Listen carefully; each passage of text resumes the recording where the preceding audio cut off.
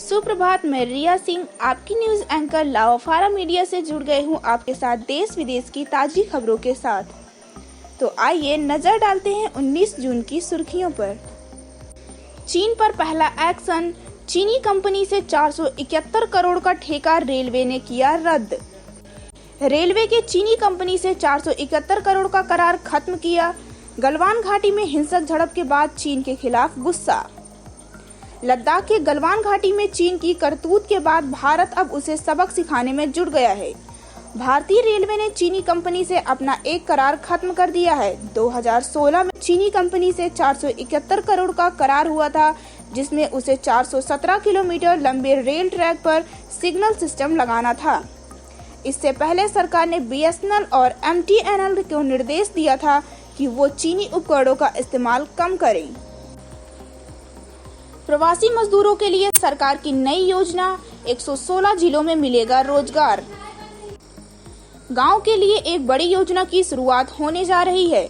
योजना की लॉन्चिंग 20 जून को PM नरेंद्र मोदी करेंगे।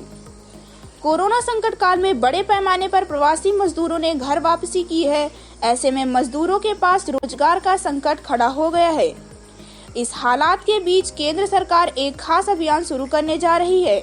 इस योजना का नाम गरीब कल्याण रोजगार है।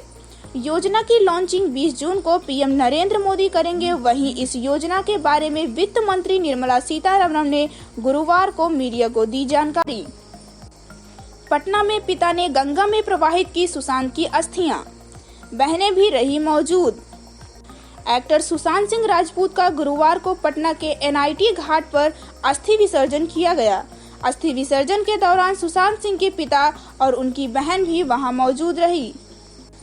गलवान घाटी में भारत का कोई भी जवान लापता नहीं, सेना ने खारिज की रिपोर्ट। गलवान में भारत का कोई भी जवान लापता नहीं, कहा भारतीय सेना ने। गलवान घाटी में भारत और चीन के सैनिकों में हुई थी हिंसक झड़प। लद्दाख की गलवान घाटी में सोमवार रात को ही हिंसक झड़प के बाद भारतीय सैनिकों के लापता होने की रिपोर्ट का भारत ने किया खंडन।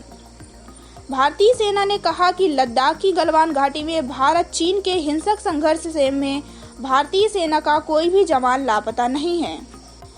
इंटेलिजेंस एजेंसियों ने की चीन से जुड़े 52 ऐप को ब्लॉक करने की सिफारिश।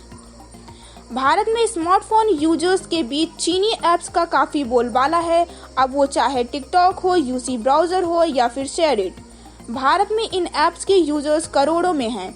रिपोर्ट के मुताबिक भारत की इंटेलिजेंस एजेंसियों ने सरकार से इन ऐप्स को ब्लॉक करने को कहा। 1962 की जंग में US के आने से पहले यूं भाग निकला था चीन, किसके साथ था रूस। भारत और अमेरिका की गहरी दोस्ती के अतीत में बहुत कम ही वाकये मिलते हैं। भारत ने आजादी के बाद ही गुटनिरपेक्षता की नीति अपनाते हुए अमेरिका से दूरी बनाए रखी। हालांकि 1962 में जब भारत चीन का युद्ध हुआ तो अमेरिका ने अपनी खुद की चुनौतियों के बावजूद भारत का साथ दिया। अमेरिकी मदद की खबर पहुंचते ही चीन के भारत के बढ़ते कदम ठिठक गए। पाक में मैच फिक्सिंग को अपराध बनाने के प्रस्ताव को इमरान ने दी मंजूरी। पाकिस्तान में मैच फिक्सिंग को अपराध बनाने के प्रस्ताव को प्रधानमंत्री की मंजूरी मिल गई है। पाकिस्तान के प्रधानमंत्री और देश के क्रिकेट बोर्ड के मुख्य संरक्षक इमरान खान ने पाकिस्तान क्रिकेट बोर्ड की भ्रष्टाचार निरोधक संहिता में संशोधन और मैच फिक्सिंग को अपराध का दर्जा बनाने के प्रस्ताव को भी मंजूरी दे दी।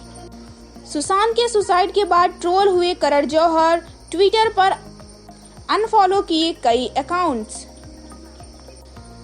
एक्टर सुशांत सिंह राजपूत की अचानक हुई मौत के बाद बॉलीवुड प्रोड्यूसर करण जौहर लगातार ट्रोल हो रहे हैं। ट्विटर पर कई यूजर्स इस बात का इल्जाम करण जौहर पर लगा रहे हैं कि उनकी वजह से सुशांत सिंह दुखी था।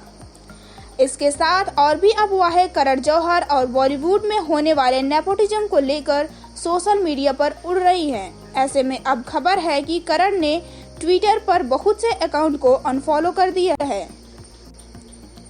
मैं रिया सिंह कल फिर मिलती हूँ आपको ऐसी ही ताजी खबरों के साथ। तब तक के लिए जुड़े रहिए हमारे साथ। धन्यवाद।